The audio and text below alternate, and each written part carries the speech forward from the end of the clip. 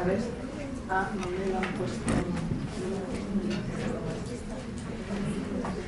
So I would like first to introduce my talk by really thanking Patricia Núñez and Miguel González Duran for inviting me to this conference to share some reflections, some thoughts on this important subject, both for academic research as the child appears to be a problematic and an easy-to-handle figure in management frameworks, and more broadly, for the future of our society as an apprentice consumer who will have to bring about a post-growth world. Let me introduce myself to the audience. I'm a full professor at the Business Administration Department of the University of Poitiers in France, and in charge of a master's degree, a professional master's degree on youth brands and products that was launched in 1997. The issue I would like to address today is the complexities achieving innovation and successful innovation process in child-oriented industries. So the agenda includes these 4 lines of discussions I will now develop. First of all, I would like to underline that focusing on the child immersed in mundane consumption practices and permanently confronted with commercial persuasive discourses, the field of child and teen consumption can be conceptualized as an open social system covering social practices at the crossroads of 6 strongly intermingled subsystems. First of all, a system of social relationships.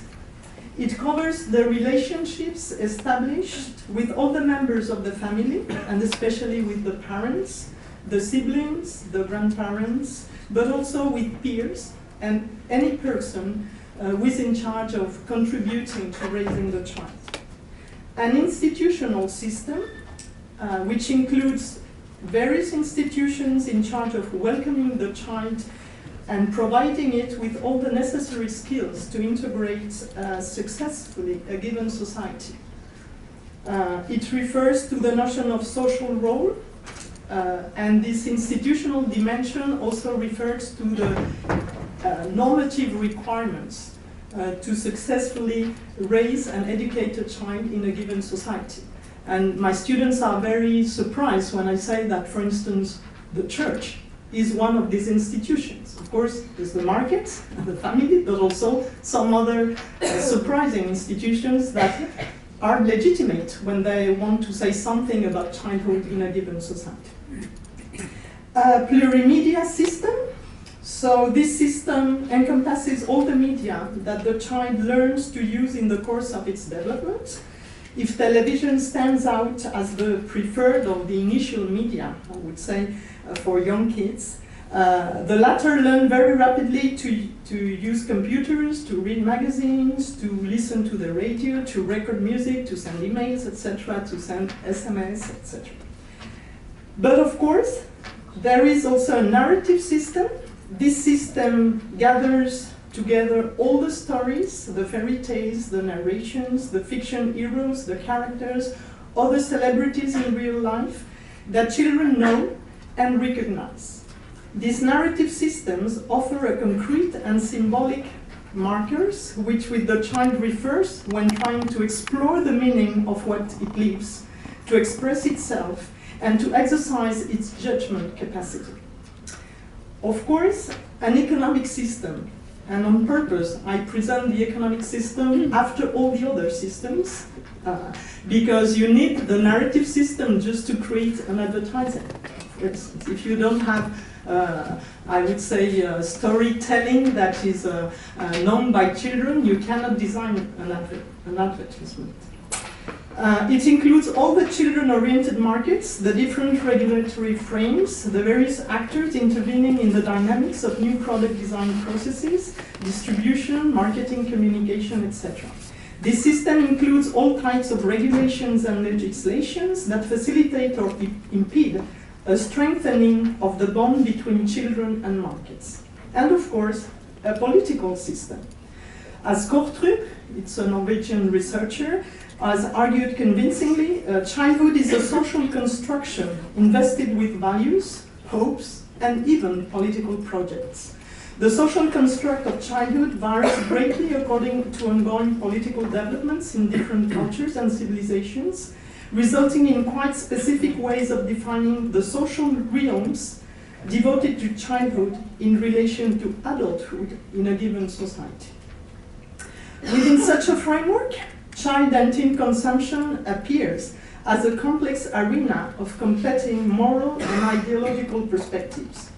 Children's and teens' consumption is shaped and transformed by a mix of managerial action, public policy, cycles of technological change, and the evolution of related institutions like parenthood, schooling, and also changing cultural references, values, modes of socialization, as well as by the actions of children and teens themselves.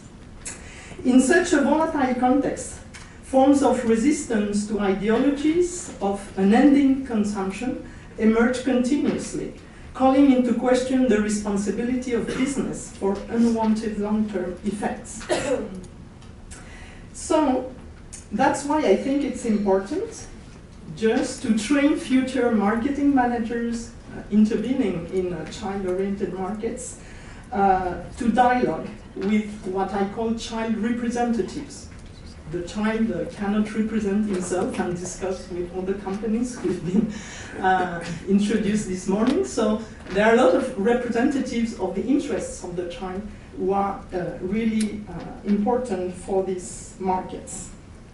I would like them to share a fundamental remark by James McNeill, who was, unfortunately, he died a few years ago, who was the consultant who really opened and legitimized the field of marketing to children through several very interesting books.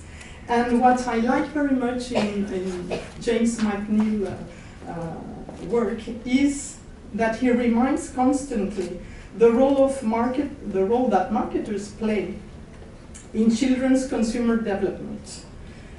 This ethical standpoint is one of the most interesting contributions of this consultant, who opened and legitimized the crucial importance of child consumers and child audiences in economic realms. So don't forget that we have a really strong responsibility, because as marketing managers, we contribute to educate the consumer, the present consumer, but our future consumer. We also educate the future adult consumer. Okay, so the ultimate aim of innovation path is to create value for both the consumer and the company. The product or the commercialized offer development has to meet a large array of values and normative requirements that quite often are contradictory, as you can see on this, just some examples, and whose temporal completion is difficult to master. You can have a very good idea just now, but contribute to an unintended systemic effect maybe 10 years or 20 years after.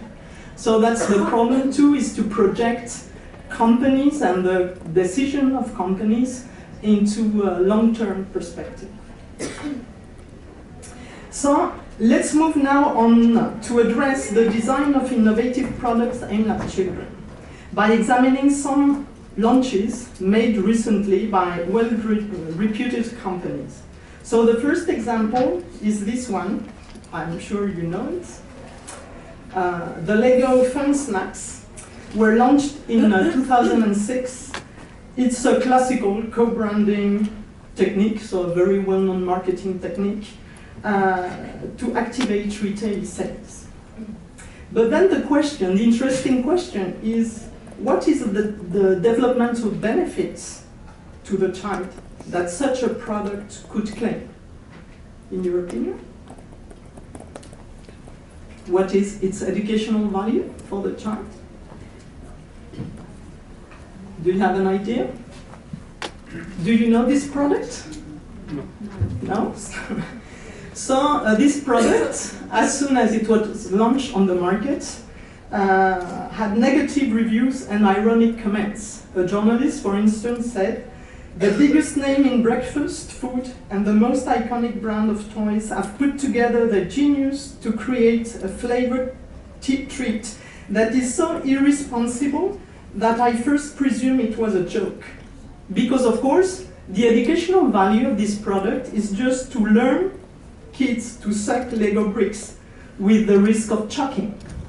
So you always have to think that the products you create will have an educational value for the child. It will educate the child, and this product just educates the child to suck the Lego bricks, so it's a big problem. So of course the product was retrieved from the market very, very quickly, because Consumers Association, of course, intervene actively. Another interesting example is in the toy industry. Skizos.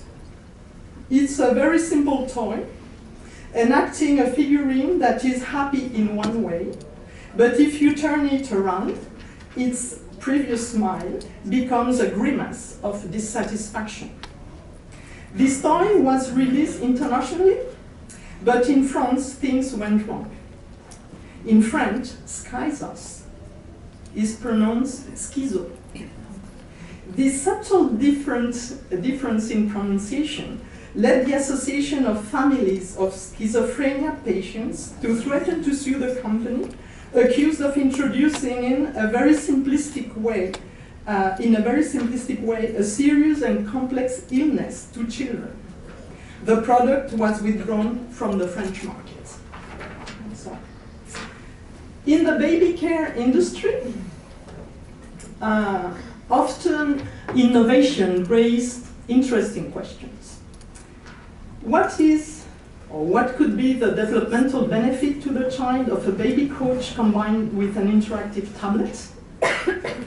What is the added value of innovation combining these two elements? Is it because it is technically feasible that such a combination constitutes an innovation that makes sense to support child's development? What is your opinion? No opinion in the audience? Maybe you know that from 0 to nearly 3 years, the first stage of development of a child is what they call the sensory motor stage. The child needs to move and needs to discover the world through its body, because it's by using its body that is the neural connections in his brain develop. So this coach is really a problem.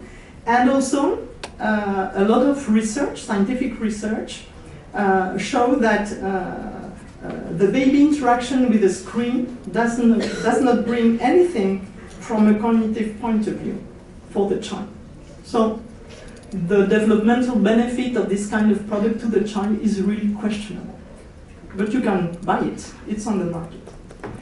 Of course, another example is this one, a connected pot with an interactive tablet and several activities. You can have different apps, you know, to entertain the baby.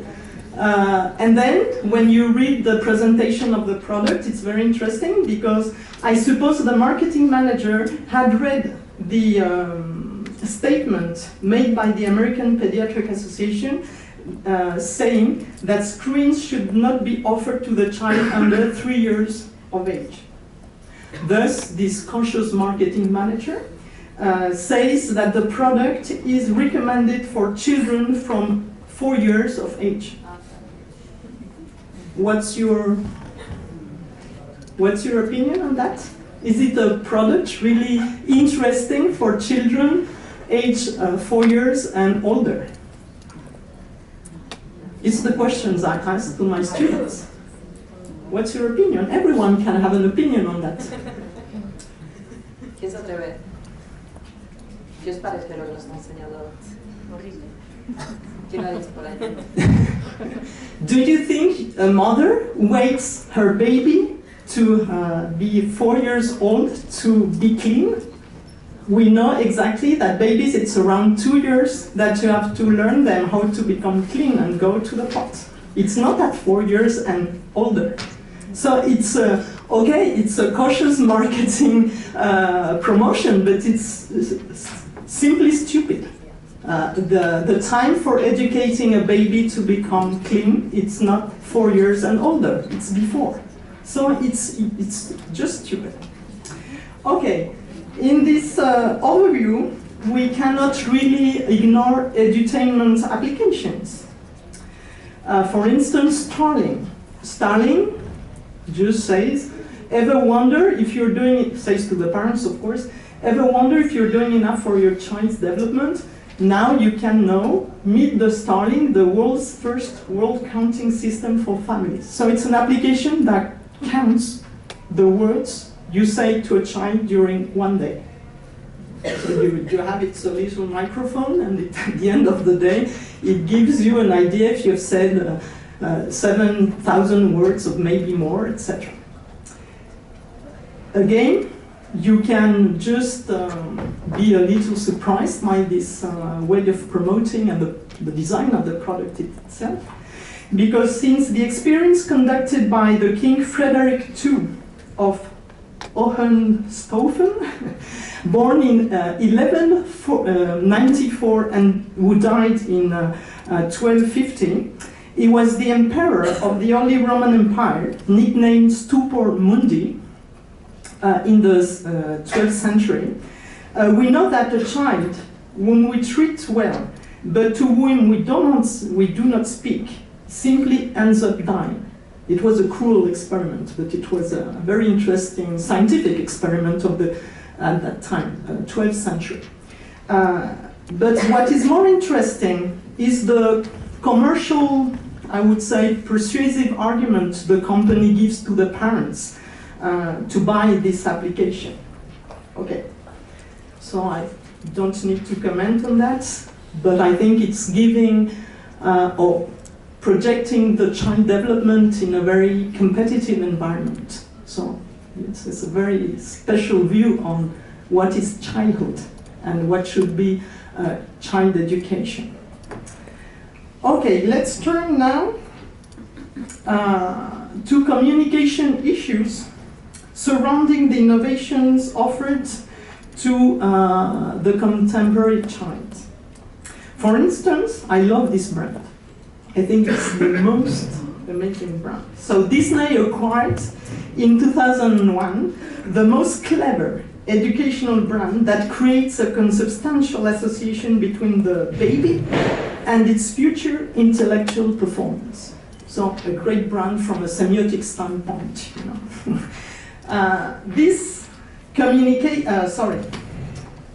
Disney, little by little, expanded the existing product range and created a new brand called Little Einstein for children aged 3 to 5 years, which displayed specific programs on Disney channels.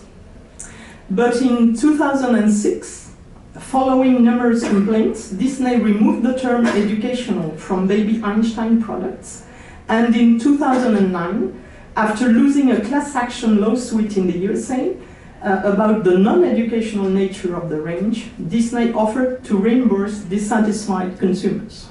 So it's not so easy to argue an educational developmental benefit to the child. So it was the association in the United States who sued the company. But in France, a similar case took place with Baby First TV launched by the Vivendi Group. Children's representatives, including school teachers, psychologists, physicians, psychiatrists, educators, have referred the matter to the Conseil supérieur de l'audiovisuel, whose experts, after listening to the complainants and the channel, have simply prohibited any commercial claim suggesting that watching TV could bring a developmental benefit to the child. And they also banned the broadcasting of the channel in the territory. But of course, you can find this channel because the broadcasting now is done from England or other countries. But in France, you cannot broadcast but you find it on your mobile phone. That's the problem also of territories in a digital world. Okay, so we can follow about communication and the difficulties of communicating developmental innovations and developmental benefits to the kids. Another example is a good technical marketing decision to buy the license of a trendy character for children. Shrek was very well known in 2006. All children loved Shrek. So it was a good decision for Kellogg's to buy this license. But then, what are your opinions? Do you think that Shrek and cereals for breakfast is a good association? Is a meaningful association? You don't have any idea? I remember that Shrek is, in English, it's an ogre. So Shrek eats compulsively. Shrek is unable to stop eating. So it's not really a good educator of what we call good table manners in France, at least for children. So that's the first problem. The character itself is not really very consistent or very relevant to educate children in a context of globesity pandemic. But you know, it's a technical decision. We buy the best license of the year. But then you have to reflect a little beyond technical marketing techniques. But the problem is that Consumers Association, American Consumers Association, threatened Kellogg's of law pursuits on a specific issue, very specific issue. The use of the licensed characters children particularly love to promote unhealthy food products to them. The nutritional facts related to these cereals showed that they were not adapted to the nutritional needs of young growing children. Finally, Kellogg's negotiated to avoid any law pursuit and has set up a board of nutritionists and has committed itself to use licensed characters only on products intended for children that the board would have previously approved. But of course, the real question behind that is, has Kellogg forgotten he's a food manufacturer? Has the company forgotten that its real work is to provide good food to its clients? And I think it's quite amazing that to discover that the company has set up a nutrition board because of this problem. You know, it's not just the character, it's more fundamental. What are they doing? What is their mission as a company? And I won't comment this beautiful example too, but just underline that some companies use the appearance of scientificity that some brands don't hesitate to give to their nutritional claims. Of course, this cannot be accepted, and this product was also attacked by consumers associations. Another example, you know, this name may be Magic Brand, maybe you have used it, some of you. This communicating bracelet facilitates traffic within Disney parks. The company can send it previous to your visit to the park, you can receive it at home, etc. It automatically opens the doors of your hotel rooms and acts as a queue breaker for attractions and restaurants. But it is also a GPS tracker permanently giving information about children's activities and shopping within the park, especially. A US congressman publicly questioned Disney about this innovation, and the CEO, at that time the CEO, Bob Iger, had to respond publicly through a public letter that Disney would not resell the collected personal data to various business partners. So you see that. Parents and also consumers associations are very, very keen on really trying to understand what companies are doing with their children. And of course, all of you know Ryan. You know, the highest paid YouTuber in the world. He launched his YouTube channel in 2015. At that time, he was 6-year-old. So you can see what age he has now. He's earning in 1 year around approached something like $20 million. And he's very successful as he has 20 million subscribers and I think 31 billion views. So you can imagine. And so of course Ryan is used as by brands as an influencer, a kidfluencer, to do some unboxing videos, etc. But Ryan and his parents have been on the 20th of September, so 1 month ago, they've been slapped with a complaint filed with the Federal Trade Commission over the sponsored content of the channel. They are accused of tricking preschoolers into watching ads, but without disclosing clearly that the user-generating content is sponsored by brands such as Colgate, not only toys, any kind of brands now, etc. So the complainants say that, and the complainant is Truth in Advertising, so an NGO. And so Truth in Advertising says that it violates Federal Trade Commission laws that state that ads must be clearly and conspicuously disclosed in a manner that will be easily understood by the intended audience. So who is the intended audience of Ryan Toy's review? It's an audience of preschoolers. Preschoolers, they have 3 to 5 years or maybe 6. And you know, if you have read a few texts like those of Roder John, that children don't understand the persuasive intent of advertisements before 7 or 8 years old. So preschoolers cannot understand, they are just advertised. Okay, so the consequences of such action against deceptive advertising in the user-generating videos might endanger YouTube Kids' business model. We'll see what happens. Okay, so all these previous examples call for a reconceptualization of child consumption, in my opinion, of course.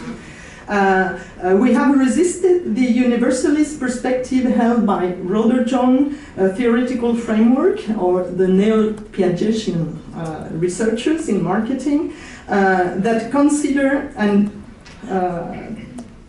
we consider that child consumption is essentially a situated social and cultural activity. We draw on Russian psychologist Lev Vygotsky, so in that perspective,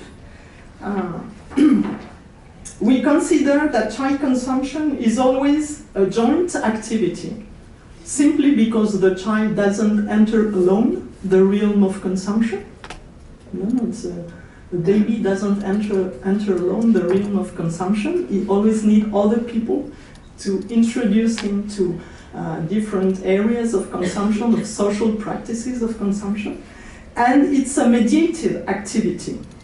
To make sense of commercial offers, the child is guided by cultural mediators, people, language, technologies, etc. So on purpose, through this little diagram, we say there is, we want to emphasize the fact that there is no direct link between the child and the product. Contrary to what marketing says, the attributes of the product, influencer, child preferences, no. Everything is cultural. The interest or the attention of the child is focused on the object through cultural mediators. And it's the strength of this theoretical framework. So, marketing managers, they have to deal, of course, with the family, but with a lot of other cultural mediators, and I think that through the presentation by Danon, we could see some of them. Of course, the schooling system, teachers, but also peers at school, but more largely, all the marketing techniques are cultural mediators in this perspective. You have brands, private labels, of course, you have technologies, you have in-store salespersons who also promote commercial activities, advertising, packaging, etc. And you have public authorities, experts, NGOs, and media.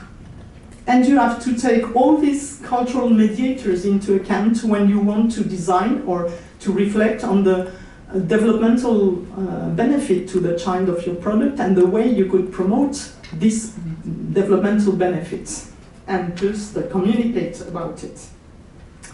Okay, so this consideration shows that there is a large way of valuing innovations aimed at children, but of course brands contribute to the transformation of the social construction of children as beings, present beings, but also becomings. We could see that with baby Einstein, for instance, and of course, brands permanently reshape the meaning of what the process of growing up represents in a given society. So it's not evident, it's not obvious. It's problematic around which a lot of people contribute and discuss and disagree. So some example, Starling, the app I showed you previously, they say we are grounded in research and we are powered by parents, so we give power to the parents. I'm not really sure. Okay, some other risks, ever-emerging risks. We had some chocolate addicts previously in the room, and so it's just an example, but on chocolate, there is always a problem of child labor. And all of us eat chocolate without thinking about that.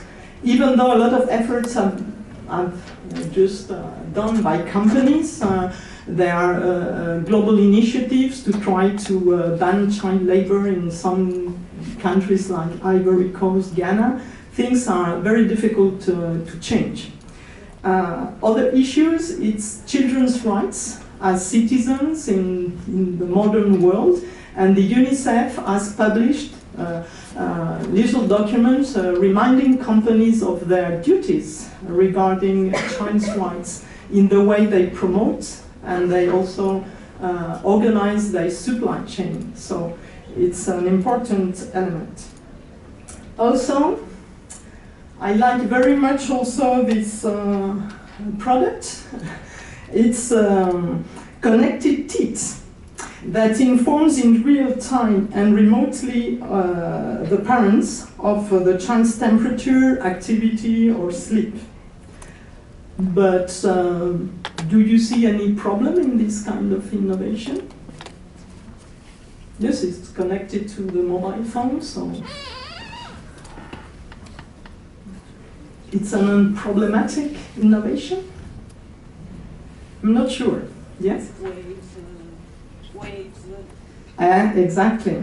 So you see, an innovation, it sounds great, but in fact it's a big problem because innovations also make new problems emerge and new problems become visible.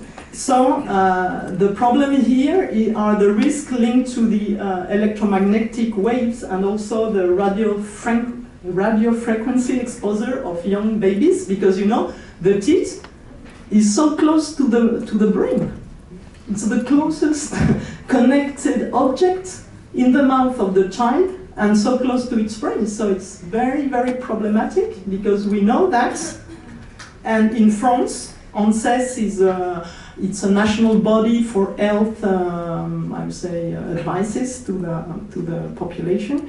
And also in June 2016, they said, be careful, because the impact of the electromagnetic waves on the person depends on the mass of the body. But of course, the mass of a baby is much smaller than for an adult. So for an adult, it's maybe not a problem to have your phone on, near your ear. But for a baby, having a teeth, connected teeth, so close to its brain, well, so be careful. Okay, another example of these new emerging risks. Of course, you know all that. But the Federal Trade Commission in 2012 had reviewed 400 children applications, and they just discovered that 60% of them sent information to other partners without stating that to the parents or even the child, and some of them had links to other media where children could connect by themselves, so a big problem too.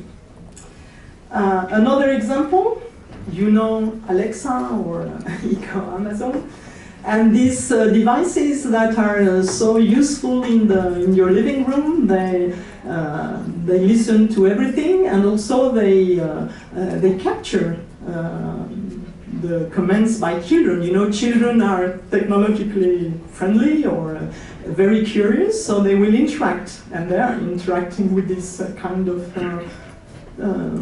devices. And it means that after a few months of use, maybe a few years, these devices have the potential to create very accurate consumer profiles before children reach adulthood. So they could really know what are the brands family talks about, etc. Like the Barbie, you know, the Barbie spy, called the Barbie Stasi by the German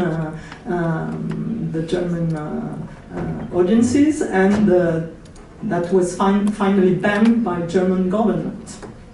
So this, of course, has a little change, at least in Europe, as we have now this new protection regulation on personal data that we have to implement, and now in France it's a big issue for a lot of companies.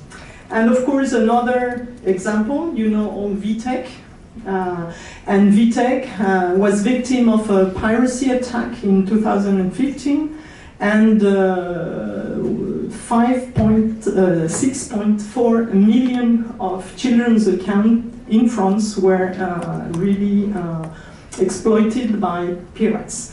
And the problem is the security of this kind of storage of personal data, because children had their personal photographs and their personal creations on this storage area.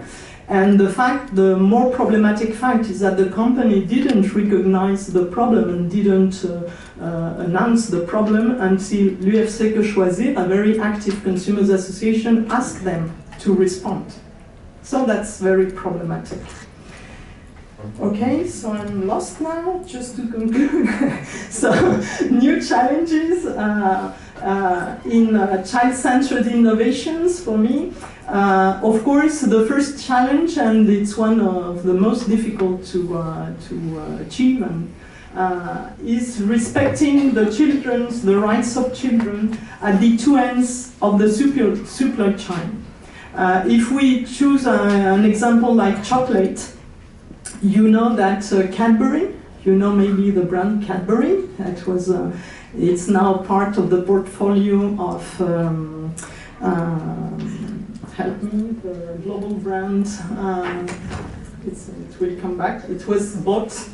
And in fact, Cadbury in 2012 had big problems because at one end of the supply chain, they were accused of child labor, not trying to prevent child labor in Ghana and Ivory Coast, etc. But at the other end of the supply chain, they were also accused by Sustain, an NGO, as a sponsor of Olympic Games in England, to have a stupid marketing policy saying to children, eat a lot of chocolate, you will collect a few points, and if you have a lot of points, and then you have eaten a lot of chocolate, We could introduce in your school playgrounds some exercise, devices or so. And of course, this brand was caught between the two figures of the child. The poor worker without rights and the poor, I would say, empowered children in the Occidental countries, but who was really a victim of unreflective marketing policies. Okay, so that's not so easy to handle these two figures of the child in a global supply chain. Being consistent in the organization of global supply chains, it's what I mean by controlling every partner you have in the supply chain, and this is a very important issue for licensed products.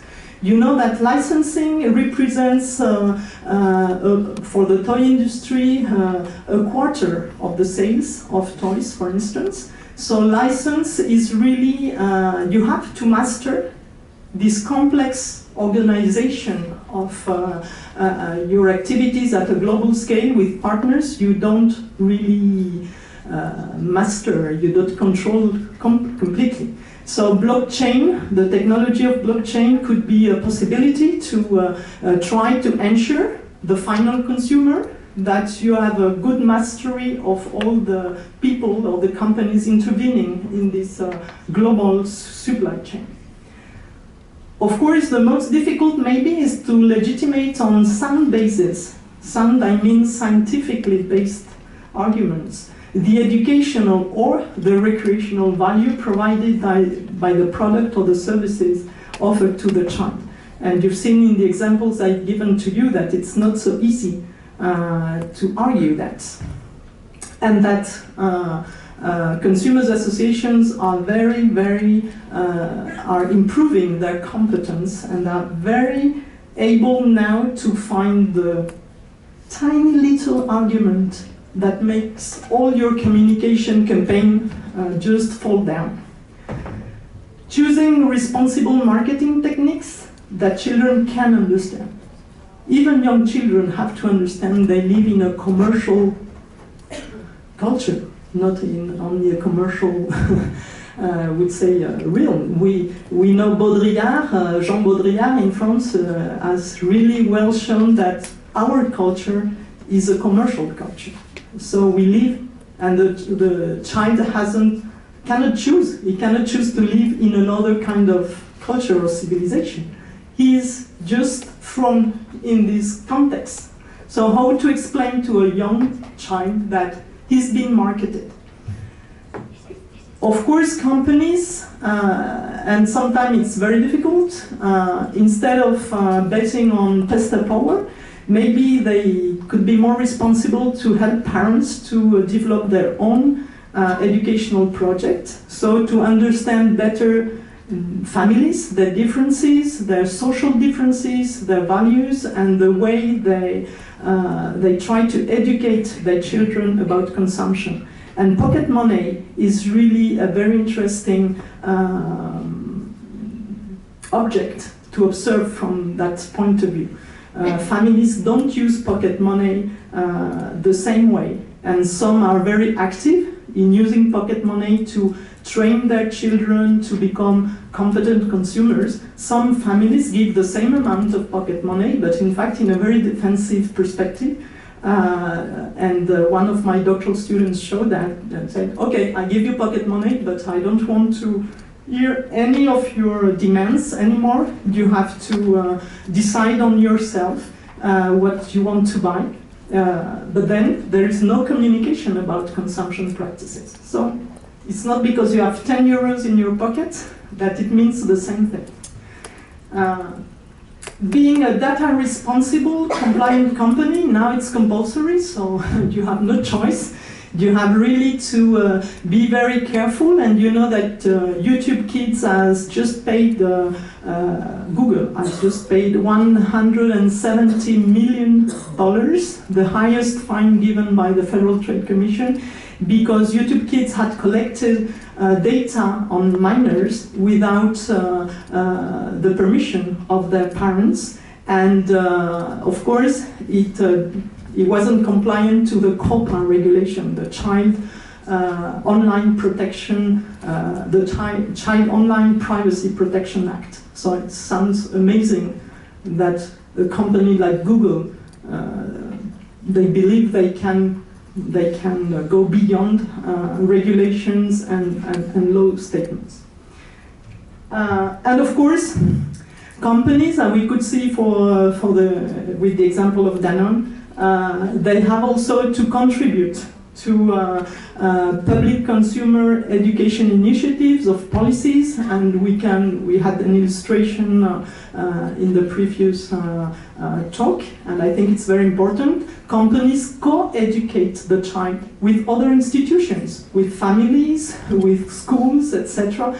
So they have to cooperate. Cooperation and dialogue is very often very demanding, because of course we don't have the same aims. All these people don't react and don't fight for the same values, but it's important to find a way to cooperate to promote the well-being of the child. And obesity cannot be a good perspective, so we have all of us to fight obesity, each one with its own possibilities. And the final question, not the easiest one, is how can we prepare the child for consumption in a post-growth world?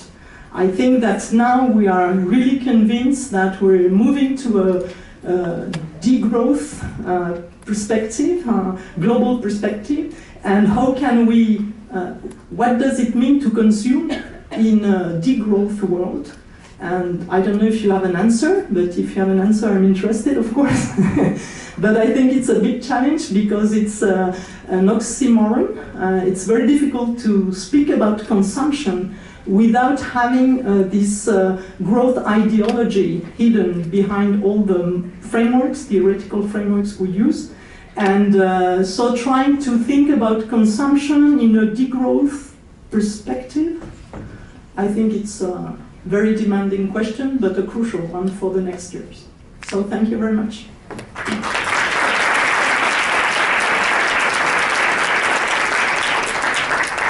Muchas gracias, Inés. ¿Tenéis alguna pregunta?